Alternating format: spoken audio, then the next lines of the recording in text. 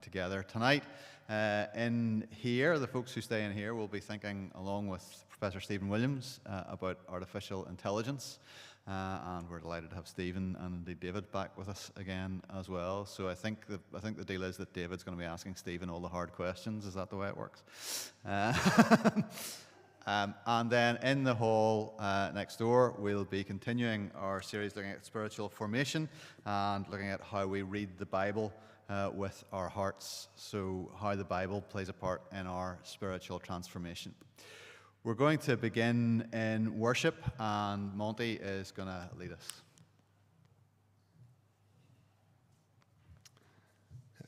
Just want you to reflect on these words before we sing. I'm lifted up, my heart and soul set free. In your presence, Lord, I feel complete. Your mercy and love, they bring me peace. In you alone I find relief. Your love is so strong it never fails. Your grace and compassions never cease. You are the hope that I cling to, Lord. Your faithfulness to me abounds. Your word is light, it guides my way. Your spirit leads me each and every day. Your truth shines bright, it never fades. In you I'm safe, no longer afraid. Your love is strong, it never fails. Your grace and compassion never cease. You're the hope that I cling to, Lord. Your faithfulness to me abounds. Song written this afternoon by the artificial intelligence bot ChatGPT. So maybe that will introduce us. We're not going to sing it. There's even a bridge which they've got in there as well. We're not going to sing it. We're going to sing something, I think, a little more coherently theological as we prepare our minds and hearts to whatever we're considering and reflecting on this evening. It's the hymn, Before the Throne of God Above.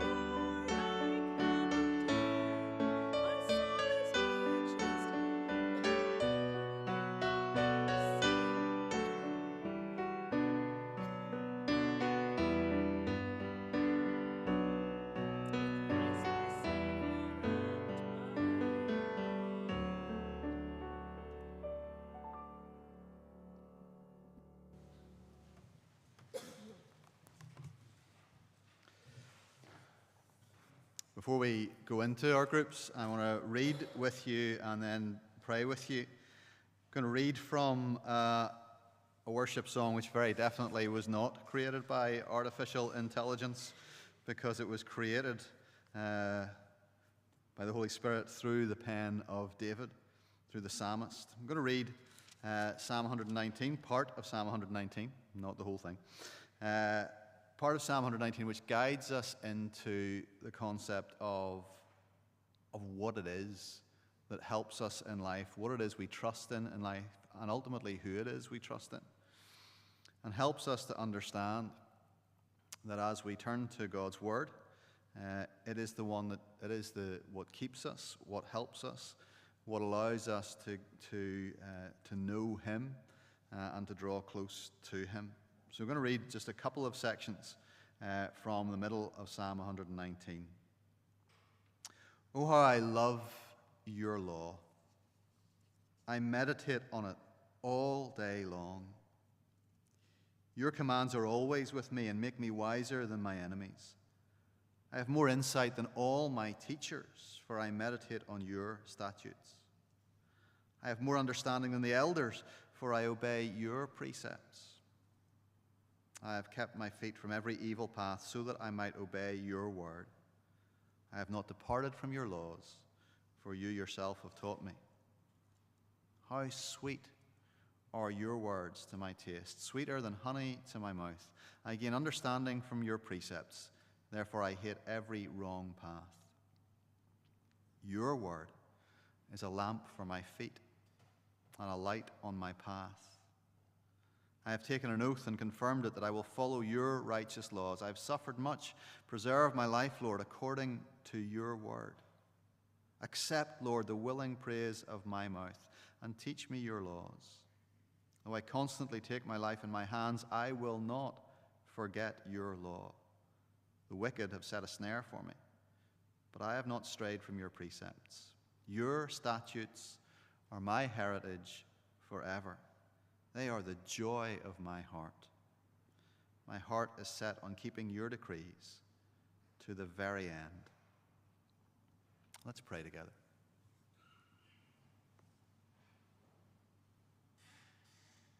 Lord our God,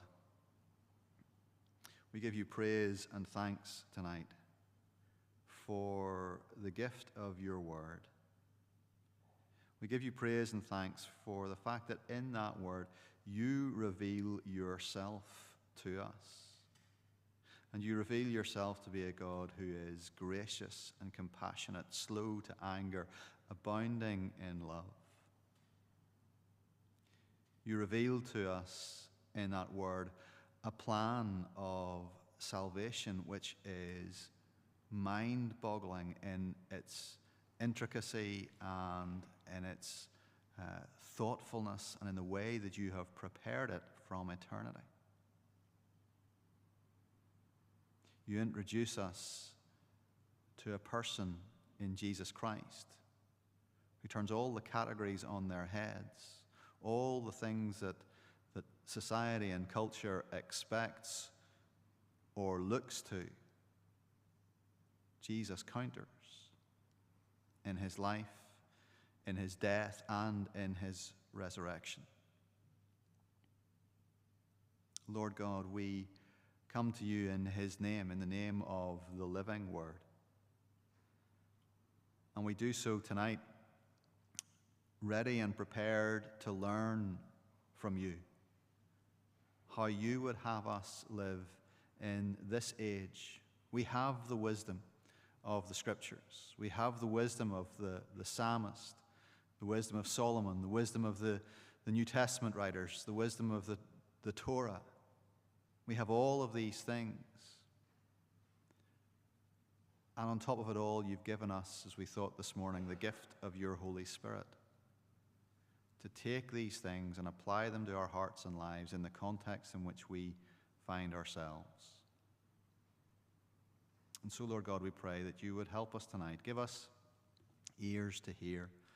Give us hearts to understand what you're saying to us, what our response ought to be, and how what we hear tonight will help us to respond differently to the world around us, to our own brothers and sisters in Christ here in this place and around the world, to you as well. Lord, lead us, we pray, tonight. Guide us in your paths. May we leave this place having drawn closer to you and also being equipped to live for you in this world today. For it is in Jesus' name we pray. Amen. So folks, as we split up just now, the folks who are going to go through with David McElrath into the hall to do our spiritual formation section, we'll go through there now, and I'm going to encourage those of you who are here for Stephen Williams to move to the front whenever you see the gaps appear, so that you're a little bit closer and can have that discussion together.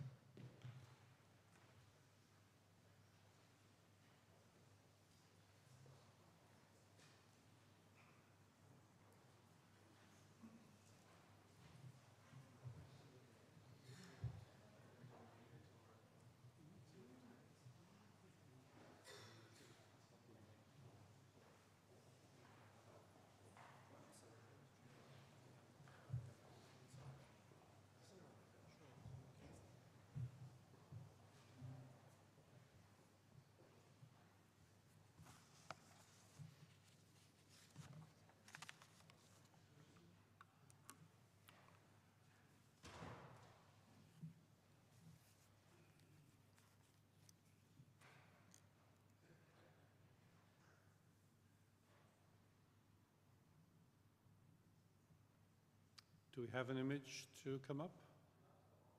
Laptop is on, yes, in front of me here.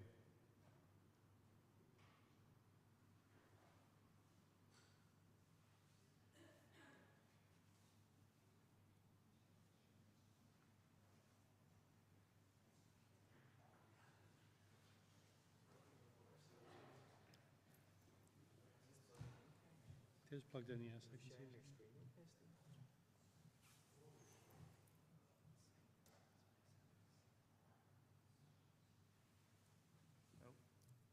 Yeah. Is this your presentation? Yes, it is.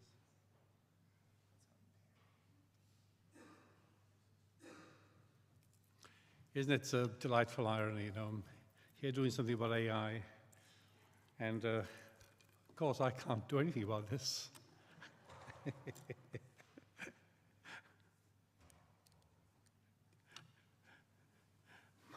My wife said to me when our eldest son was about 3 years old, she said, he knows more about the way things work in this house than you do.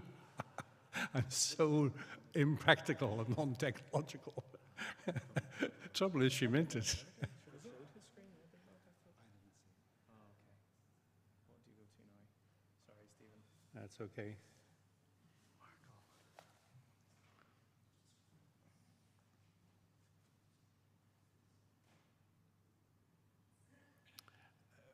I perhaps will start, though, by saying one thing. Monty, very, very great to see you, and Gwen, but very pleased that you read that from the GPT, because I was going to begin tonight's session by giving a 90-second sermon and pretending it was mine, and then telling it was GPT, but it wouldn't, the format wouldn't let me copy and paste it.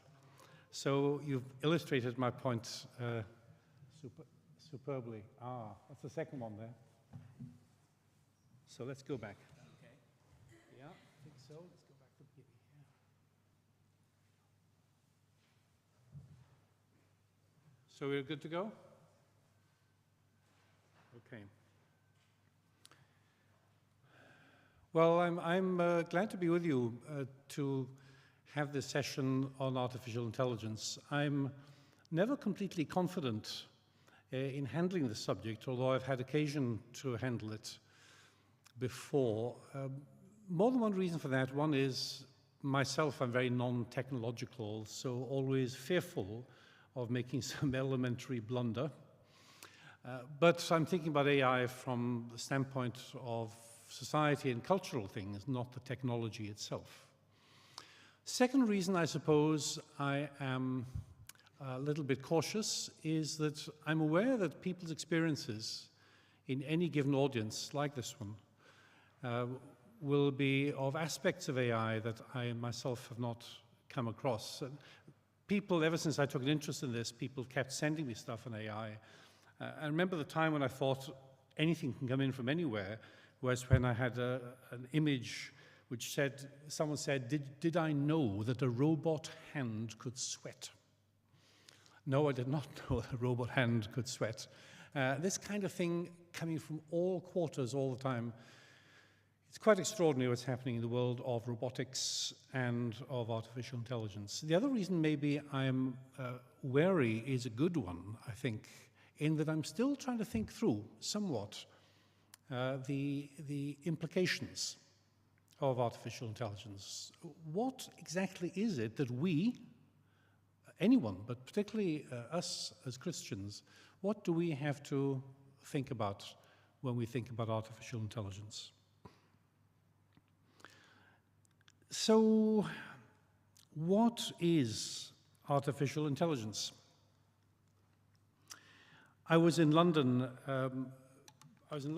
very recently and was at a gathering, a social gathering, and I was talking to someone whose responsibilities included editing for a scientific magazine. And in conversation with him, I mentioned artificial intelligence. And the words were no sooner out of my mouth than he said, well, there's no such thing. It's from a scientist. No such thing. Because intelligence presupposes understanding. And no machine can understand anything. So don't talk to me about artificial intelligence. For him, as for many people, and I'm not saying this is wrong at all, what we're talking about under the title artificial intelligence is not really intelligence. It is a sophisticated form of calculation and synthesis of the kind that was given, Monty, by what you said earlier, at an extraordinarily high and sophisticated level. And yet, if you look at the origins of artificial intelligence, about which I'll say a word in a moment, you'll find that what people were talking about was thinking machines. Can machines think? How can machines think? That is the kind of holy grail, as it were, of much of the original artificial intelligence development and research. Can machines think? Well, someone said, computer scientist said, I am as interested in the question of whether machines can think as I am in the question of whether submarines can swim. In other words, what does it matter whether you say they think or not? What does it matter if someone says submarines don't really swim, do they? So I just thought I'd apply this to the birds of the air. From a bird's eye standpoint, they're looking at an aeroplane. And the aeroplane is meant to be flying, but from their standpoint, is it flying at all? It's not flapping its wings. It doesn't have the capacity to flap its wings. Something goes wrong if it flaps its wings. So there are aspects of this debate about artificial intelligence where people might say it's not really important to ask whether machines think or not. That's not what we're going to be talking about or thinking about when we talk about artificial intelligence. And yet, when artificial intelligence research got going, as I said, this was what was of interest to people.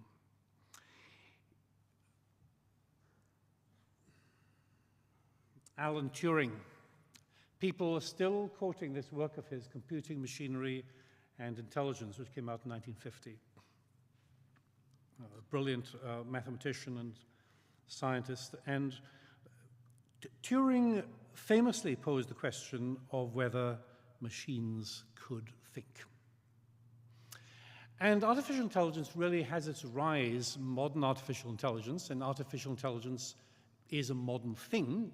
It has its precursors further back, but it is a modern phenomenon. It has its origins in really, at least the name artificial intelligence comes up in connection with a conference held in Dartmouth, USA in 1956, where a number of hotshot scientists got together and they were interested to find out whether every aspect of learning and intelligence which humans have exercised, whether every aspect could be simulated by a machine, reproduced by a machine. Some computer scientists get very, very impatient at some of these debates. Some computer scientists will say, look, artificial intelligence is simply a subfield, or sometimes they use a different phrase, subdiscipline of computer science. That's what it is. And other questions are simply redundant. In its place, I think the question of what is intelligence, what is thought, in their place, those questions are important. And they are, I admit, the questions of greatest personal interest to me in some ways in this discussion. But in between the question of artificial intelligence as a subfield of computer science and artificial intelligence as something which raises questions about even consciousness of robotic entities, in between that, there is a vast area, and this is the area which concerns people today. What am I talking about? What are we going to be talking about? Well, a book came out a couple of years ago, and by the way, at the end of the presentation, I'm listing about 5 or 6 books, so you needn't now write down titles. I will leave them up there, so if they're of interest to you, you can note them at the end of the session. The book came out a couple of years ago, co-authored by Henry Kissinger. Kissinger will be 100 in May. And a couple of years ago, he, along with former CEO of Google and a very able computer scientist at Massachusetts Institute of Technology, the 3 of them co-authored a book called The Age of Artificial Intelligence. And it's a useful book. Because they lay out there what it is about artificial intelligence that is posing major questions for all of us. And what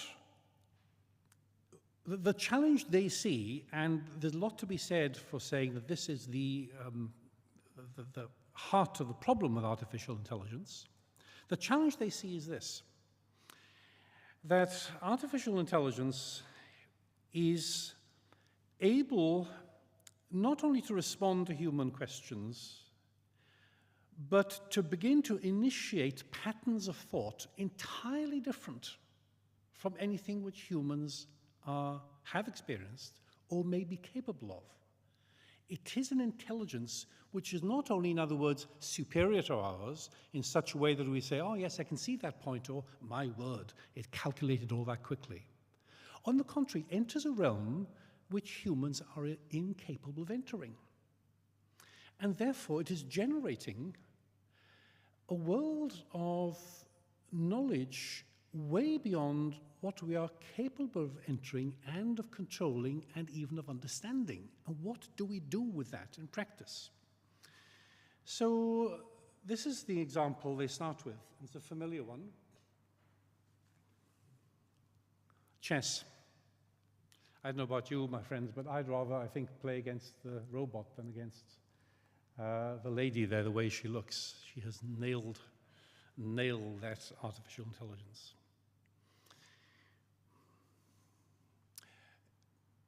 Our 7-year-old granddaughter, when she was 6, her father began to teach her chess.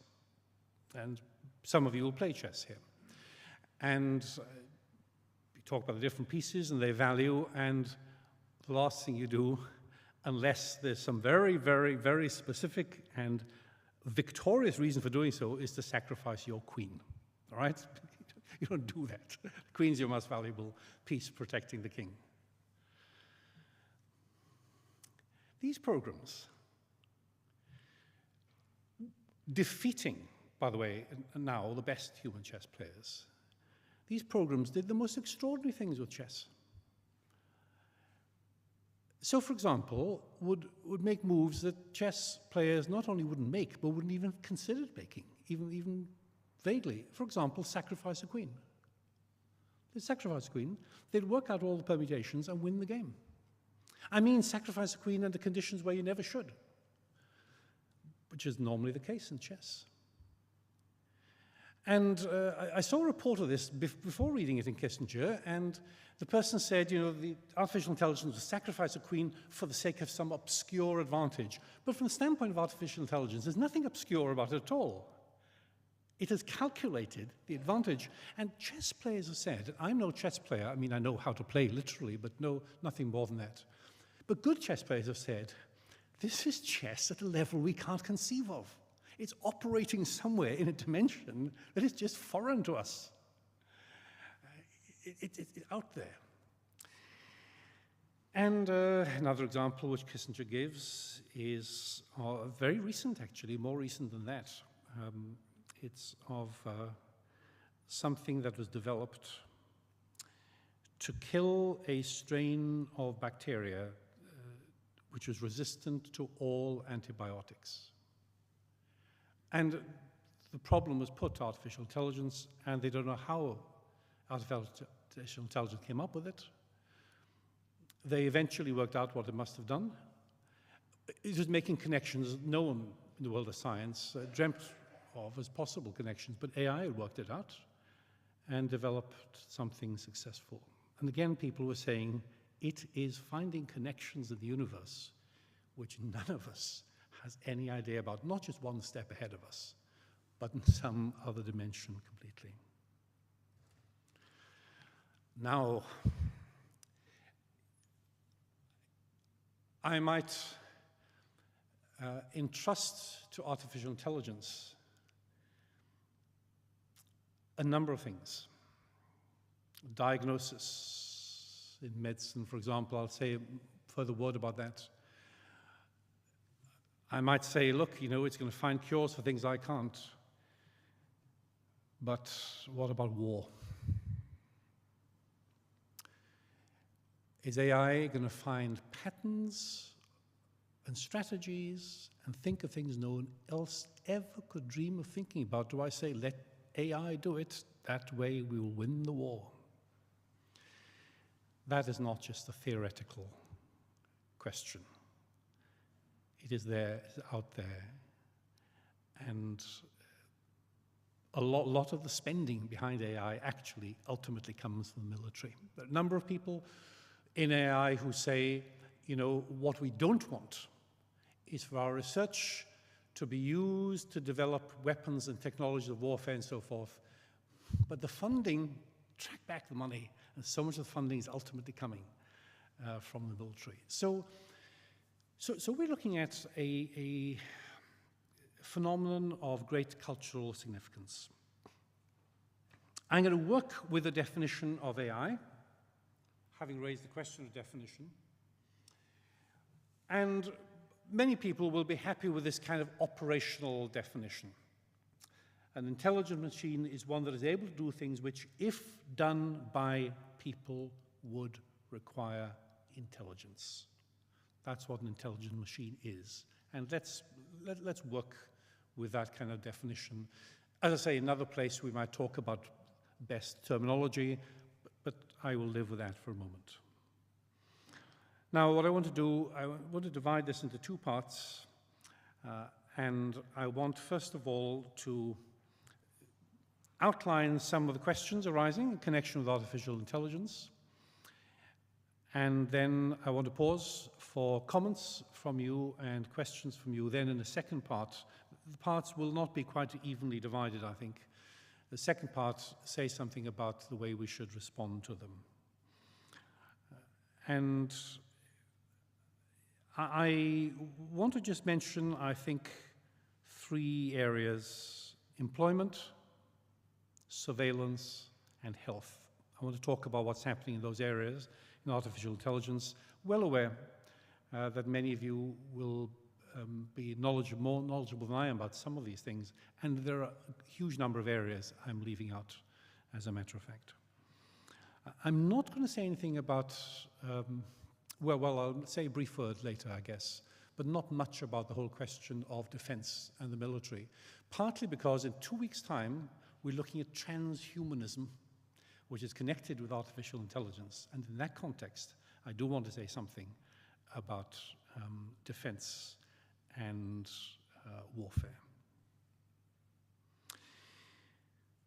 So I want to just touch on 3 areas here where the impact of AI is felt. And I'll just mention quickly, briefly, first of all, I'll mention employment. Will robots take our jobs is a familiar question. And here there is a debate which is nowhere near resolution. Because certainly robots are taking jobs, there's no question of that. But the argument is that although robots will take our jobs and are taking our jobs, the whole world of AI and robotics is one which will generate new jobs.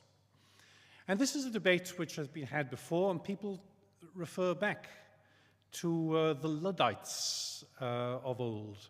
I love the Luddites because I'm one of them. I'm just born after their time, that's all. But these are a group of people who, early in the 19th century, because of developments in the late 18th century, the early 19th century, feared jobs being taken away from them. For example, in the textile world, where at one time you did things with your hands, very straightforward, and now machines are doing it. And you're looking, of course, at the Industrial Revolution in its early stages. We're so used to this, we don't think about it. But they feared for the loss of jobs when things that used to be done by hand could be done by machines, and fewer machines were needed than hands were needed, etc. Now, one counter-argument to that has been, well, you know, they were wrong, the Luddites were wrong. That, as a matter of fact, the loss of the traditional way of doing things in favor of machines in the early Industrial Revolution, that did not mean an overall loss of jobs. It meant there were more jobs going, this time in industry. But not only is there an interesting historical discussion around that, what a number of people have said is, it was like that then is not like that now. This situation is different.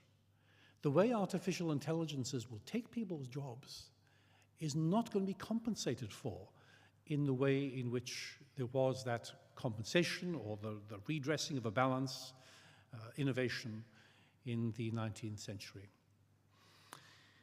So that's, I would have said myself, I don't know if you agree, that before the outbreak of COVID, if people were worried at all about artificial intelligence, this is what they were worried about. And you know, the whole business of taxi drivers, Ubers, self-driving vehicles, and so forth. The second area is one which I think, since COVID, has become much more prominent in people's minds, which is the area of surveillance. A woman called, I should have put her name down probably, her name is Zuboff, Z-U-B-O-F-F, Zuboff. Shoshana Zuboff, she was professor in Harvard Business School. And she wrote a book called The Age of Surveillance Capitalism. It's a very long book, but it's very readable and extremely well documented. And it's a terrifying documentation of just how much we are being tracked the whole time by the big tech companies. It's extraordinary how much is known about us. How? Well, because we use the internet. Back before Zuboff wrote the book, one of Barack Obama's advisors said, we know how people are going to vote before they do. Because there I may be deciding, as an individual, should I vote Republican or Democrat? And not many people probably, you know, were really worried about that particular one. They were either firm Republicans or firm Democrats. But supposing there were a few people who wondered, should I be Republican or Democrat? And here I am as an individual trying to work out which way I will vote. But Information's been amassed about me that will say that the chances are that someone like myself, given all my likes and preferences, what I do, all those things, many things you can think of, whenever I get connected on the internet to anything, someone like me is 83% likely to vote Democrat. Maybe more than that. So the advisor said, we can tell how people are going to vote here, because I don't see myself as one of a range, but they see me as a member, a type of person, and they can predict what I'm going to do. That was before Zuboff. Zuboff's exposure is frightening of what is known about us. I heard just before lockdown, the editor of a medical ethics journal, he was an American, he was speaking in Belfast. There were probably about 300 of us in the audience there. And he said,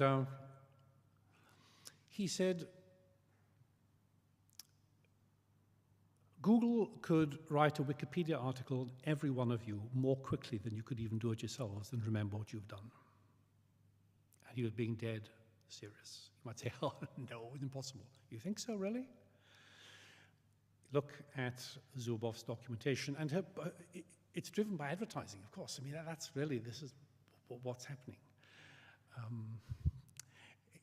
When Zuckerberg, I think, appeared before a committee of the Senate, they were saying, how is it that we get all this free information on the internet? You don't have to pay anything for it. And Zuckerberg simply said, Senator, it's all about ads. It's all about advertisements.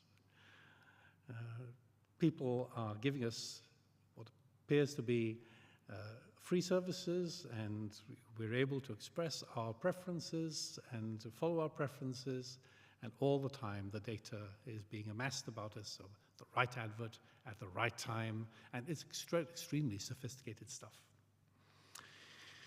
And this has been one of the debates since COVID, of course, because the whole question of tracking COVID and people, that has arisen, and it's a version of the old problem of civil liberties versus national security, that kind of thing.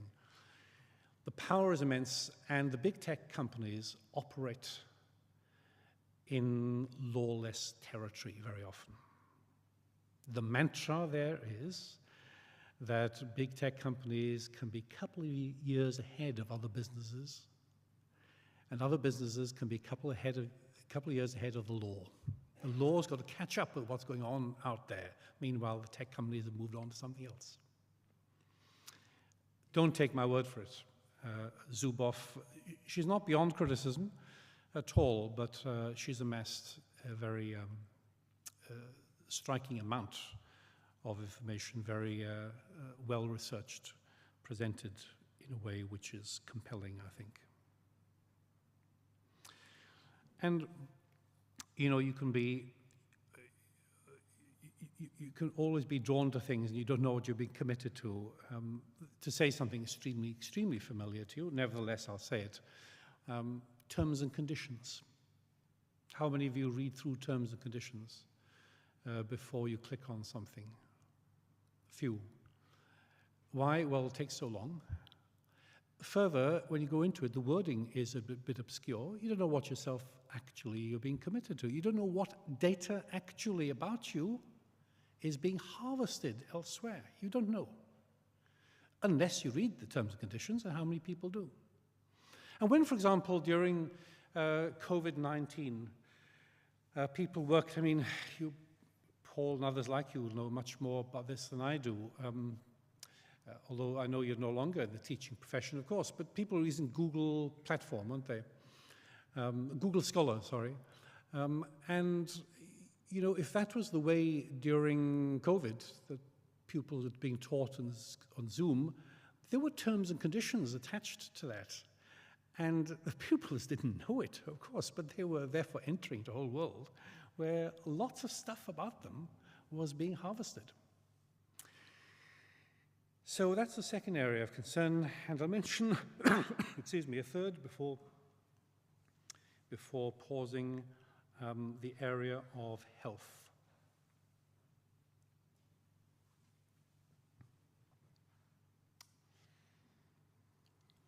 One of the things which governments, well, the UK government and I dare say others, won't really come clean about is the massive problem of healthcare for an aging population. Some things will be said, of course. Some things are known, some things are public. The extent of the problem is seldom, in fact, I think never actually made clear by anyone in government. It's huge. And here, what we're seeing is what might well develop, I think, also in the West, which is robotic care for the elderly. Japan has an aging population, low birth rates, a lot of isolation, lots of people aren't visited, and to train artificial intelligence is to look after people is economically going to be good, particularly because robots can pick up and bath elderly people. They have immense strength, of course, compared to human strength. They can do it gently and tenderly. They can also respond to commands and to questions, so you feel you're entering into a real relationship with a being. And this is serious business.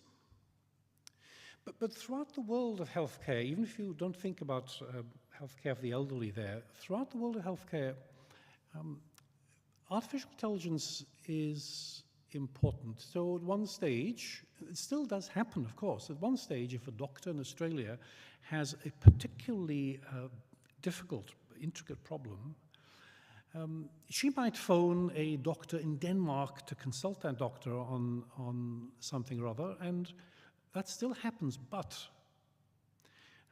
the rate at which now artificial intelligence can work out things and say, under these conditions, if you have A, B, C, D, E, F, then the chances are 99.4% that the proper diagnosis is such and such, or whatever percentage it is. So you begin then to rely decreasingly on your skills and increasingly rely on the ability of artificial intelligence to do your work for you. And one fear that's been expressed is that doctors will become less and less able as diagnosticians. They become more and more able to understand programs, to run programs. And what about one-on-one time and facial contact? A friend of mine says quite openly, and many others in the same position, I would rather be told by artificial intelligence than by a person if I have cancer. I'd prefer it. Well, we may come to a point where many of us won't have a choice if we have cancer. We're not there yet, but we'd be foolish to assume we're not going to get there because of the massive strain under which we know the health services or services are. Certain things, this is because certain things artificial intelligence can do very well, but the better it does things, the less the human touch, the human intuition, the human contact, the less that seems to be needed. So the worry is that with the incursion of AI into the world of healthcare, that we're going to have a depersonalizing and dehumanizing tendency, which is going to become rampant in our society at a certain time. As so often happens, you wake up suddenly to find this has been happening. It happens to you, and you realize it's been happening to other people. We haven't seen it. I'm aware of the danger here of what I'm doing, which is to paint an excessively bleak picture. I suppose it does reflect my concerns, but certainly these are real issues. That's the point. You might say, look, we can overcome them, there are problems. That's fair enough. But these are some of the things which face us ethically as we think about artificial intelligence, and have not even touched on whole other areas, sex bots, for example, and the issues surrounding whether, if you shouldn't have sex with a child, is it wrong, is it immoral to have sex with a child robot if the robot is not considered as a person? Isn't that the way to handle people's paedophile tendencies? What could be wrong with that? They're not real people. Now, if the robot's a real person in some way, or if you think he or she is, it's different. That kind of discussion is going on too. Artificial intelligence and law is a hugely important area, massive developments there.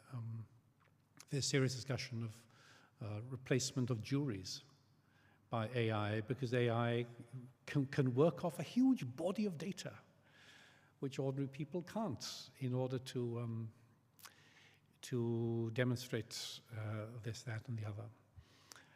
And I'll be giving a couple of other examples, actually, when it comes to a critique of this. But let me pause there for a moment to see if anyone wants to make any comments or ask any questions. And Paul, I think, is going to take the mic around.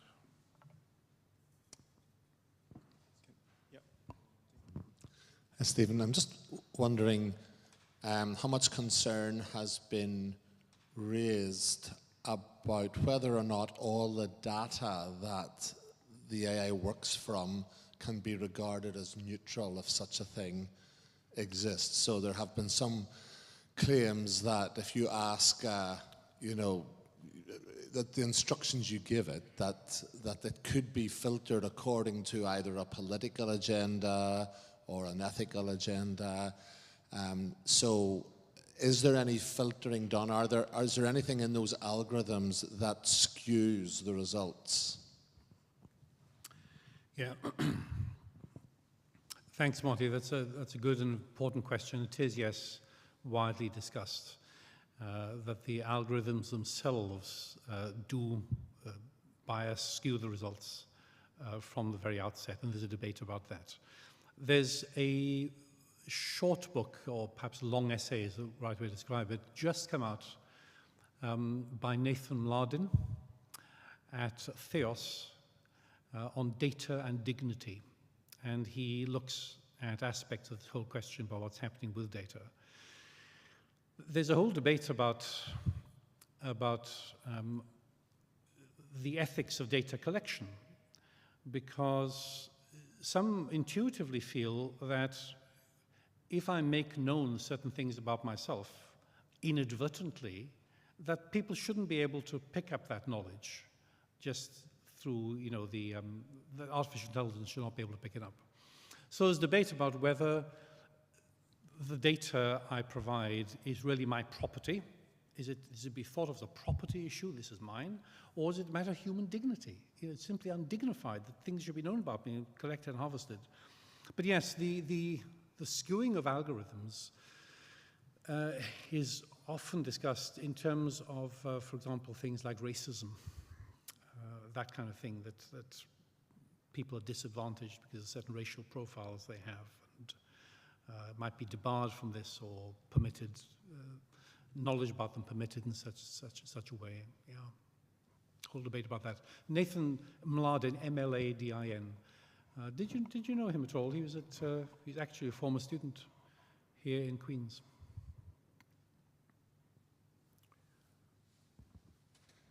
Sorry to be another Montgomery on this one. I was working with a client on Friday, trying to get through to the bank and through all the layers of identity and all this sort of stuff. And it was so frustrating because in the end we realised that because she wasn't ringing from a landline, she doesn't use her mobile, they had it geared up for the mobile, and she was trying to do this voice recognition thing. So it was all this. I said, I'm expecting a robot and an algorithm to record her voice, so for future voice recognition. And we kept getting people. We ended up with 5 people. We were at the end of our tether by the end of this. Yeah. But the whole exclusion of obviously an older age group, and she's kind of going, is this the way it's going to be? How do people cope? I said, well, it's like this now increasingly. And it took till we rang back later on till somebody said, let me see what's happened. And he said, that's because it's only registering a mobile number. She said, I never use my mobile. I don't want ever to use my mobile. So it's all this stuff of excluding, obviously, an older age group, and then people, maybe even people my age, trying to help those who are in their 80s. And you have this whole run of people being excluded, and yet things known about them with some effort being made to include them, I suppose. So it's the whole excluding of people, and whether that's the future. And you just realise we're on a bandwagon and there's no stopping it. So I don't know whether there's anything to be said about that. It's very hard to pull back from any of it.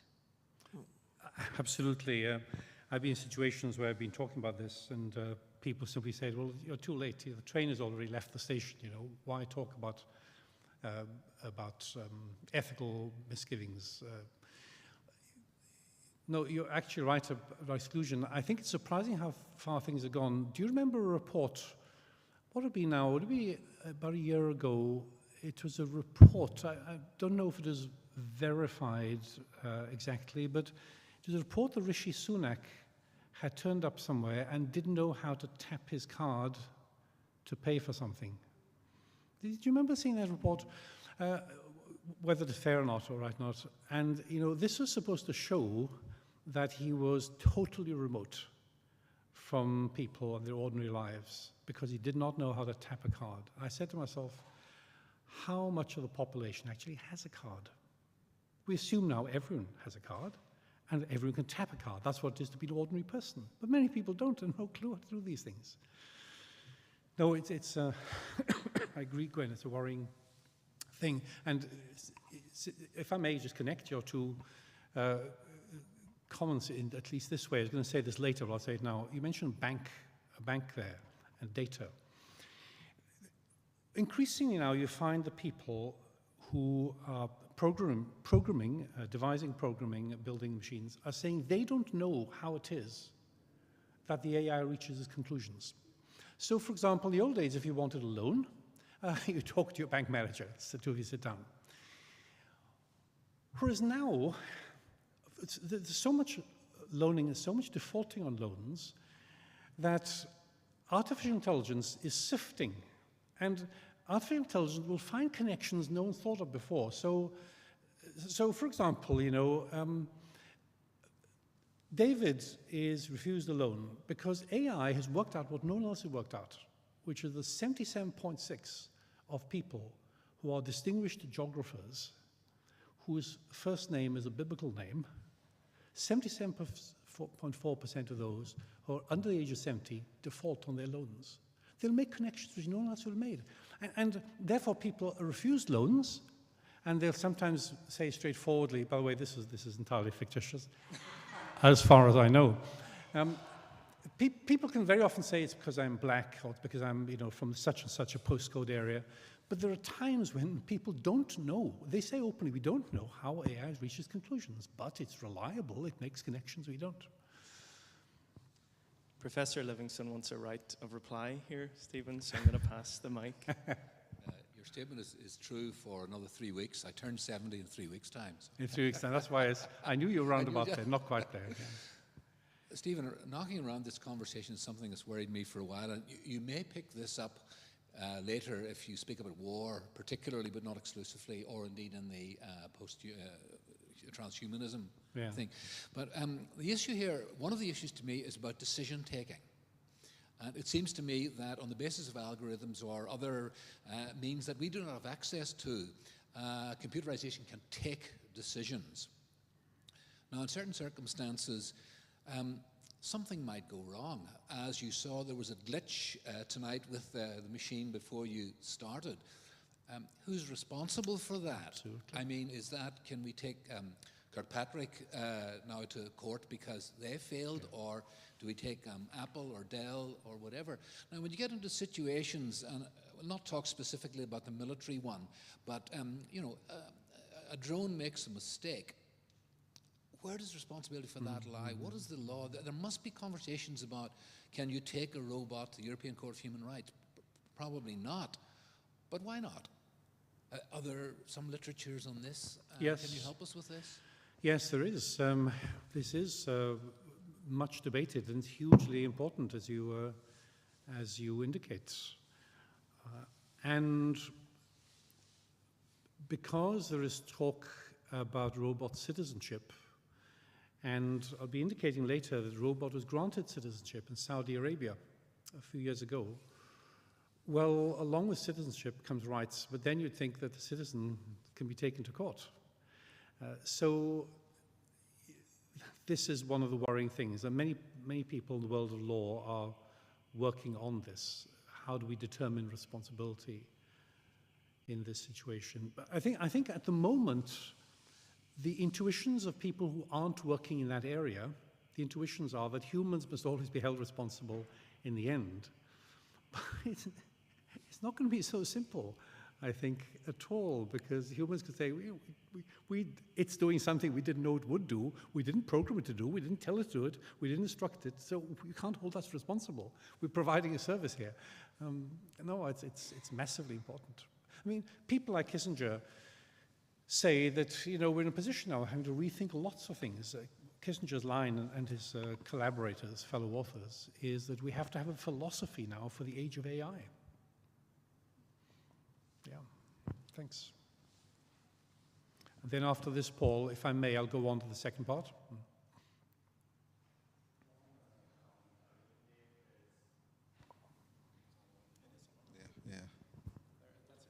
So, one comment I would make, following on a wee bit from what Gwen said on ethics and that sort of way, and you've touched on it, and you've commented that maybe the government, as it were, is 4 years behind ruling on certain data collection or whatever.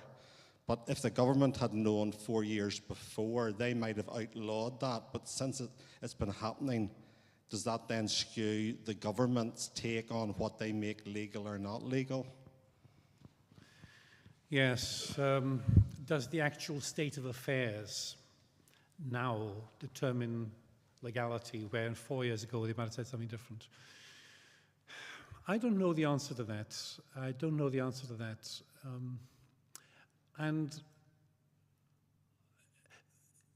generally, government is eager to show how much in touch it is with people and how it's on the right side of history. So government, and then you've got to ask, of course, how government is financed and funded, and in practice, I mean, where the donors are. Government will be reluctant, I think, to make everything illegal 4 years on, which they would have declared illegal in advance. So I don't know the answer, but I think yes. I think the actual state of affairs tends always to influence what government will legislate for. Yes, it's a good question. Yeah. Can I move on just to make a few responses here, which are going to be of a very anodyne kind of nature. I think it's 8:15 we finish, isn't it? Yeah. How then should we respond? When I say we, I mean, I'm thinking as a Christian here, I hope, but our concerns will be shared by many people who don't share our religious convictions. One possibility is to go through, excuse me, all the separate issues one by one and say, look, this is good, this is bad, let's do this here, let's do that there. And that has to be done. People in different areas will do that. It is very tempting to say, well, look, with artificial intelligence, we have something which can be used for good and can be used for evil. That's true with so many technologies. In that respect, let's just say we can't take a blanket view of AI, let's say, some good, some bad. Let's just be vigilant. That can be evasive at times. There is a report which is now public, but which has been kept rather quiet by one of the ethical investment advisory groups for the Church of England. A report on tech companies and the whole question of investment. The Church of England has masses of money to invest, and the whole question of its investment in high-tech companies, big tech companies, was discussed. And the report really, in the end, says some good things, some bad things, watch this, watch the other, and it's going to leave all the investments in place by the look of it. And that's the danger, I think, of a kind of neutral perspective. I wouldn't want to be naive and say it's all good or all bad, or any such thing. I don't believe that. Still, I'm troubled by a kind of relaxed neutrality, you know, where everything has an upside and downside, and AI is no exception. That troubles me a bit. I want to indicate 6 things. One is, I think we should be troubled about loss of control. I've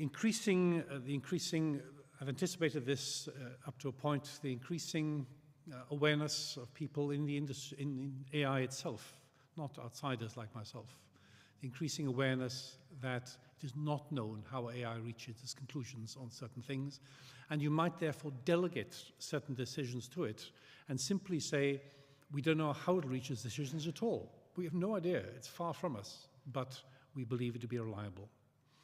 Well, there is a loss of control there, and it comes up in relation to the military with the so-called laws, lethal autonomous weapons systems. It's when you have the self-regulation, effectively, of weapons.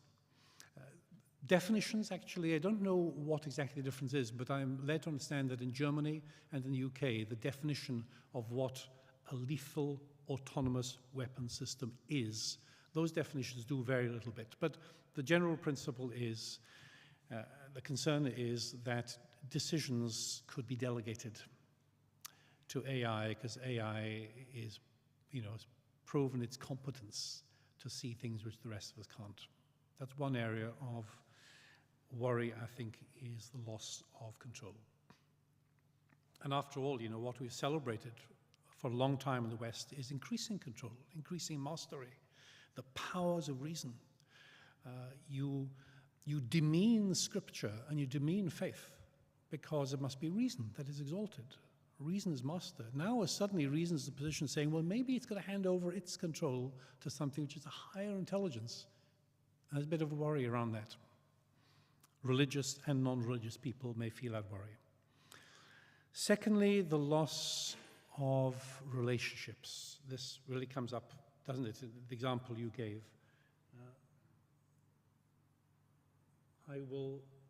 That's right. Again, this person's name will come up at the end in the list of books I have. Sherry Turkle, ex-Massachusetts Institute of Technology, maybe she's still there, I don't think she is, has written a book which makes your heart heavy, Alone Together. It's about the way, why we expect more from technology and less from each other. It's about the way children now are becoming accustomed to being alone. So, you're in school, a huge amount of bullying in schools. You come out of school, and you hope for a little comfort from, if you have a mother or a father or someone in the home, you hope comfort from them. And what are they doing when they come out of school? Looking at their phones. They don't look you in the eye, looking at the phones. Okay? But, you can get a robot, a little robot friend.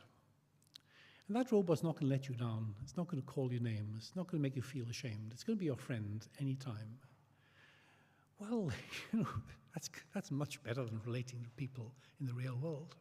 Much better. Much more satisfactory.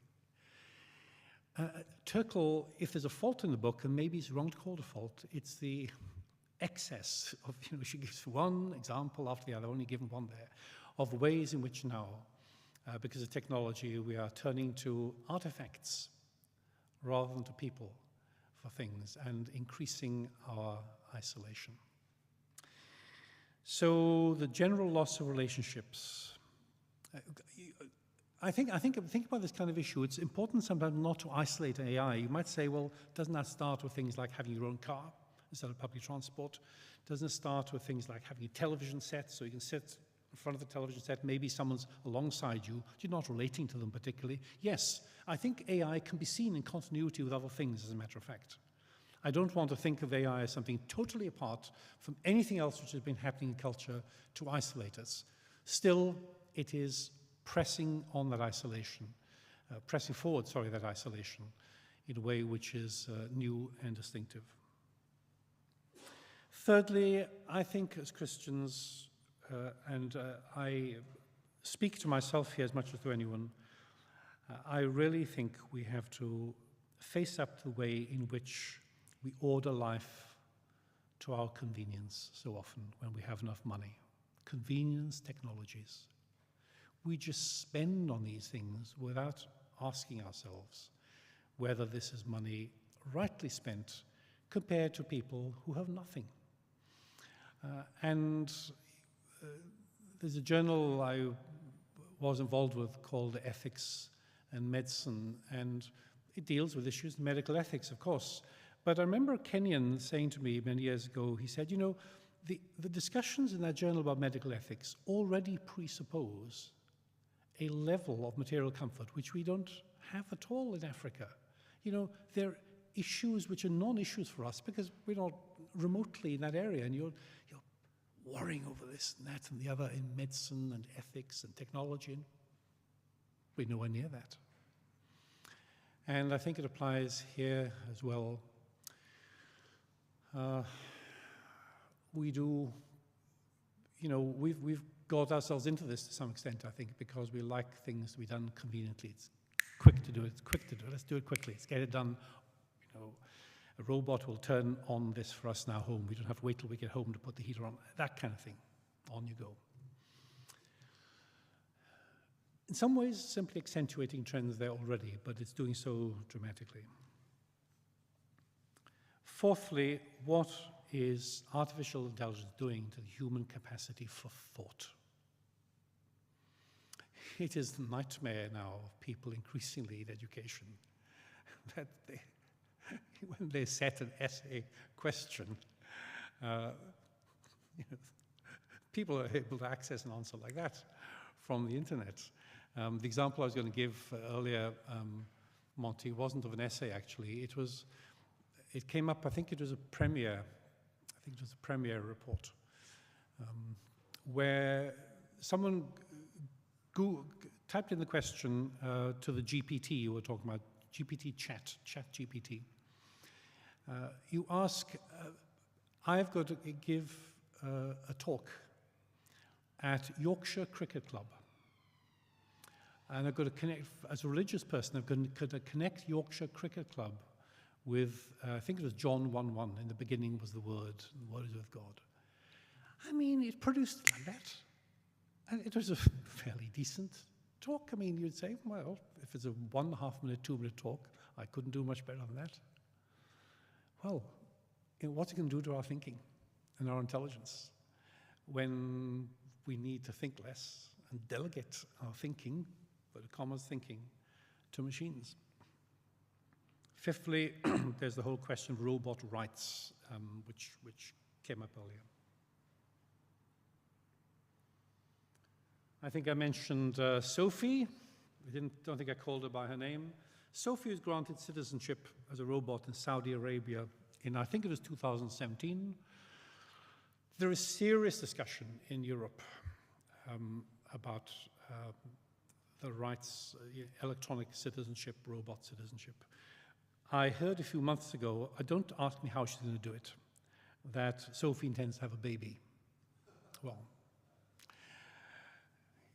I thought I'd been taught as a child how babies come. Now, I do know there's such a thing as test tubes and so forth. Yeah, I've heard all that too, but how is she going to do it? I don't know. She's apparently, perhaps she's had it by now, and let me be the first to wish her well. The reasoning is this, and this introduces a massive area which I haven't gone into because I thought it would be too much of a distraction. It happens to be, as I say, an area of personal interest. The reasoning goes like this, that we do not know how human consciousness works. But if you can digitize the human brain and upload it onto robotic hardware, can you know that the robot is not conscious? Some will say, no, you can't know that. Because if consciousness is brain matter, and you can upload it onto robotic hardware, silicon rather than carbon, there may be consciousness there. Now, if there may be consciousness there may be capacity for suffering. And if there's capacity for suffering, robots have rights. Even if you think it's only possible that robots suffer, they must have rights. It comes back to your question about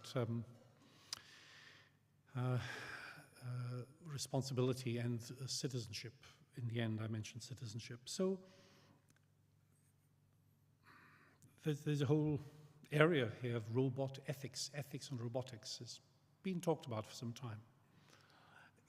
Most of us will think it's an academic discussion until a case comes up in our newspapers when someone's been taken to court for mistreating a robot, and the indictment and the charge will be the kind of charge and indictment which is given when you mistreat a human like that. That's when some of us will wake up to what's happening. Sixthly and finally, I'm sorry I've taken so long here, Paul, I ask myself whether we're in a Tower of Babel situation. Babel didn't look like that, I'm sure, but you know, if you read the Genesis 9 account of the Tower of Babel, it is, sorry, it's not Genesis 9, it's Genesis 11, isn't it? I should have checked that. I think it's Genesis 11 account of the Tower of Babel. You'll find that when they built the Tower of Babel, they were motivated by the desire to make a name for themselves and the fear of being scattered throughout the earth. And those, as one commentator said, those are the two drivers of culture: fear and pride. Fear and pride. Those are two things that drive. And this was an early technological enterprise. The way Scripture describes the building of the Tower of Babel is actually quite interesting if you look carefully at it. It is a work of technology. And it is the end of that story before the calling of Abraham in chapter 12 in Genesis. It's the end of the story which begins with the fall in the Garden of Eden, with the illusion of Eve that the fruit is desirable to make her wise, and it all ends up in this political and social kind of enterprise of building this massive tower whose summit is meant to be the heavens. That will take us on to transhumanism next week. Now, I said I'll put this up. I'm not giving you much time to look, but do by all means, if you want to note those books. The first 5 books are general introductions, and the second 2 books under the asterisk are Christian responses. And then I've mentioned Sherry Turkle's book. Sorry, it's got a bit cut off there at the bottom, Alone Together. I hope, Paul, we have room for time for just 2 or 3? Or am I pushing you? Stephen, can I jump in with a question? Yeah, sure. First of all, I mean, so much of this is mind-boggling. And you mentioned at the very start, a concern has been the loss of jobs, and you mentioned, taxi drivers. And I think people in creative industries thought, well, we'll be spared from this, but actually now we're seeing there's the real potential there to, can we use the word create? I don't know. I'm interested in what you were saying about how AI works things out in ways that we couldn't predict with the chess board and all the rest, and that sounds a lot like creativity to me.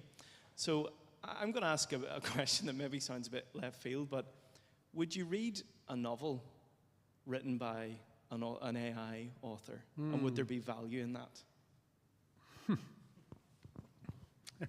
It's a good question, Paul. I think you've caught me nicely here, because I wouldn't want to, no. I wouldn't want to do so. However, if I were told it's sufficiently interesting and exciting, I might end up doing it. Viscerally, I would have resistance to that. But then I've got to, this is the kind of thing which people like myself, all of us have to do, ask ourselves exactly why are you not willing to read this?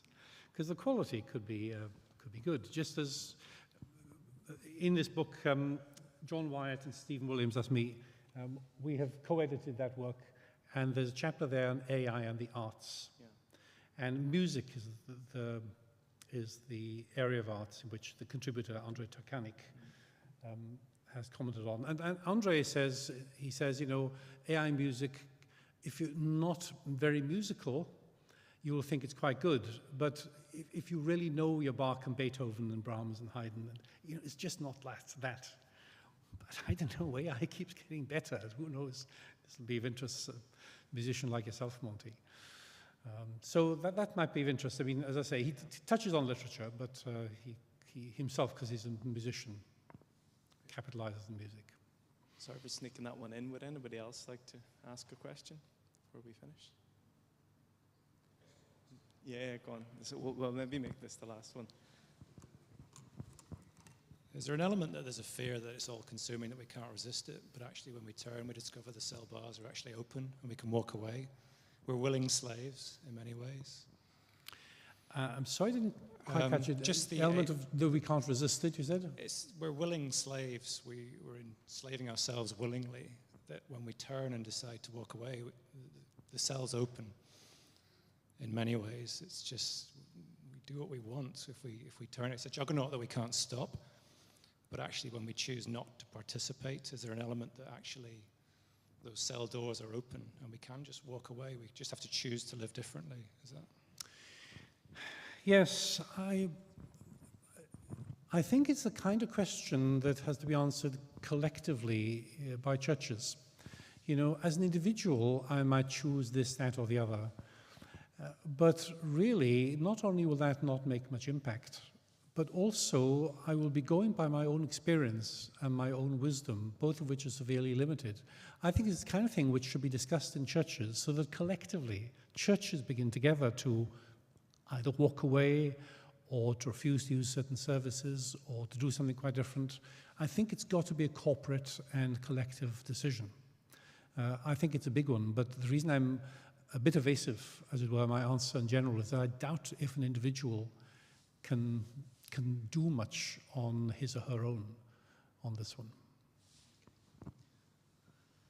Look, I think we should probably stop there. It's 20 past, but let's just say thank you to Stephen for sharing his thinking with us tonight and his expertise. We'll be back in a fortnight's time to think about transhumanism together. But do stay and chat for a little bit if you'd like to, and I'm sure Stephen would be happy to answer a few more questions privately as well. Shall we just give Stephen a round of applause just as we finish? Thank you. Thanks very much.